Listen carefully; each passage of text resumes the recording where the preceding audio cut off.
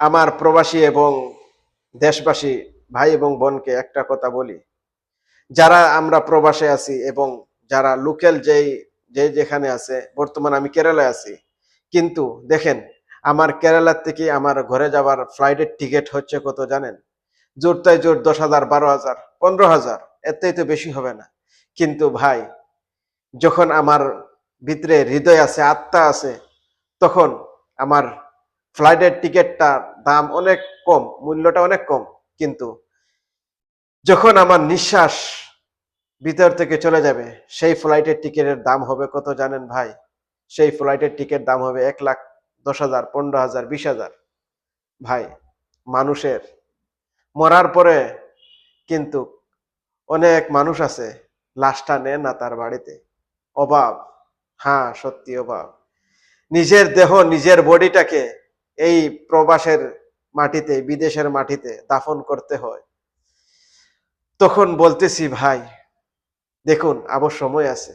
আমরা সবাই সবার জায়গায় গিয়ে, কর্মস্থলে গিয়ে সুন্দর করে কাজ করব এবং সুন্দর করে ভালোবাসিয়ে এবং সুন্দর কথাবার্তা বলবো সবার কাছে। ভাই, হয়তো আমার কথাটা আপনি এত গুরুত্ব সহকারে বুঝতে পারতেছেন না, কিন্তু আমি কোন কষ্ট, কোন বেদনা নিয়ে বলতেছি, আপনারা অবশ্যই যদি ভালোভাবে মনোযোগ দিয়ে শুনেন তাহলে অবশ্যই বুঝতে পারবেন। প্রিয় ভাই এবং বোন, একটা মানুষ প্রবাসে যাওয়ার পরে তার রিটার্ন টিকিট আসা খুবই সহজ। 60,000, 70,000 টাকা লাগে, রিটার্ন এসে যায়।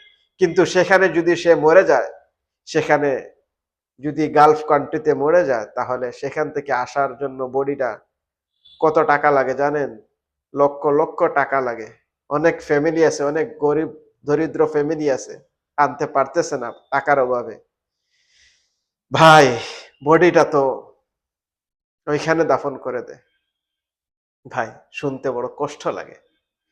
কেননা সেদিন আমার ভারত কেরালার মধ্যে একটা মানুষ মারা গিয়েছিল, কিন্তু ওনার লাশটা নিতে পারলো না নিজের গ্রামে, নিজের বাসায়। সেখানে অনেক গরিব ছিল, অনেক দরিদ্র ছিল, এর জন্য উনারা উনার ডেড বডিটা নিতে পারলো না। কিন্তু কি করবো, আফসোস, দুনিয়ার টাকারে আজ আছে কাল নাই। ভাই, সম্মান এমন একটা বস্তু, এমন একটা আনমোল বস্তু, ভাই কি করবেন, পুরা জিন্দেগি লাগে সম্মানটা কামাইতে, ইজ্জতটা কামাইতে, টাকা পয়সা কামাইতে। কিন্তু লাশ পর্যায়ে কি হয়, আমরা প্রবাসী এবং বিদেশিরা যেখানে মরি সেখানেই দাফন হয়ে যায়। কিসের জন্য দুনিয়া, কিসের কি? কিছুই না, দুনিয়ার মধ্যে কিছুই না। কুল্লু নাফসিন যায়িকাতুল মাউত। ধন্যবাদ সবাইকে। ভালো লাগলে ভিডিওটা প্রবাসীরা অবশ্যই শেয়ার করে দিবেন। আপনার কাছে বিনম্রভাবে অনুরোধ রইল।